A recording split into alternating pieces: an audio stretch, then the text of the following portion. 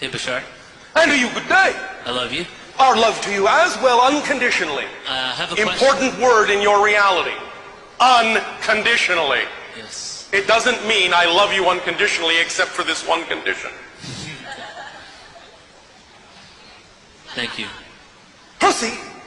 I have a question about following your joy and bliss compared to karmic debt.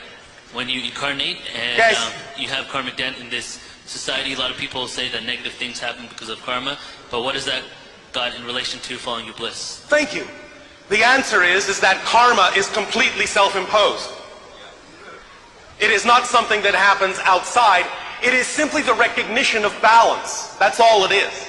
And when you talk about such a thing or define such a thing as a so-called karmic debt, all you're saying is that you chose to come into this life with a certain theme of exploration, and that's it. And that you will explore that theme to create knowledge, expansion, and balance within yourself. It is not coming from something that you did some other place, some other time, because remember, all lives exist now. Everything exists now. There is only now. Look around, ask yourself, what time is it? Now, always. It will never be, oh, it's the past. Oh, wait a minute, it's the future. No, it's always now. That means every other life is actually coexisting simultaneously with this one.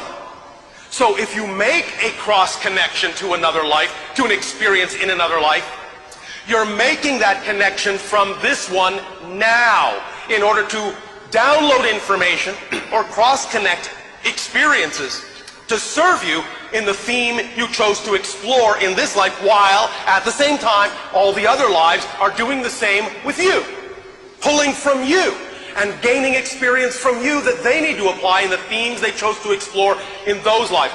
So karmic debt is really nothing more than the recognition that when you choose a particular life, you are crystallizing a certain set of ideas that represent your theme of exploration. So it may seem in a sense to be somewhat predestined, but it is very loose as a destiny. It is likened to the idea of saying, you will travel down this hallway. That hallway represents that theme, that life. But how you travel down that hallway is up to you. You are not in any way, shape, or form locked into a certain expression in that hallway, except to travel down that hallway. And that's it.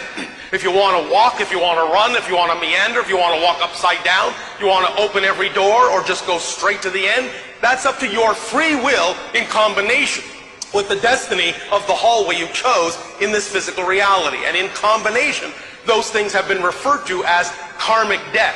But karma is completely self-imposed, and the whole idea really is that once you realize karma is completely self-imposed, there is no more karmic debt. Does that make sense?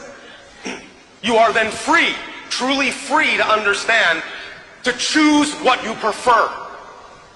So the so-called karmic debt is simply a recognition that there may have been times when you chose things that are out of integrity, chose things that are out of alignment with your true self, and now you are choosing some way, shape, or form to balance that act. But karmic debt has a very strong definitional implication in your society that makes it sound like something that is very difficult to change. And all it is the recognition that you have the freedom to choose.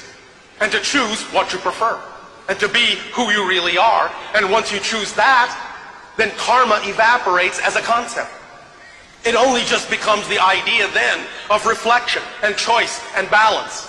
And from that point forward, you only choose what you prefer, while validating all other choices at the same time. You must validate what you don't prefer in order to be capable of choosing what you do prefer, because everything has to be equal. You cannot give more energy and more charge to the things you don't prefer, because otherwise you're actually choosing them.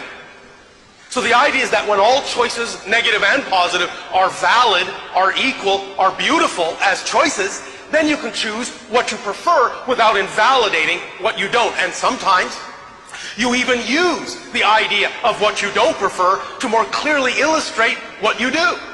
So you can bless the idea of the things you don't prefer, because they teach you more and more. By teaching you who you are not, they teach you who you are. Make sense? Does this answer your question? Yes, yes, yes? All right, thank you.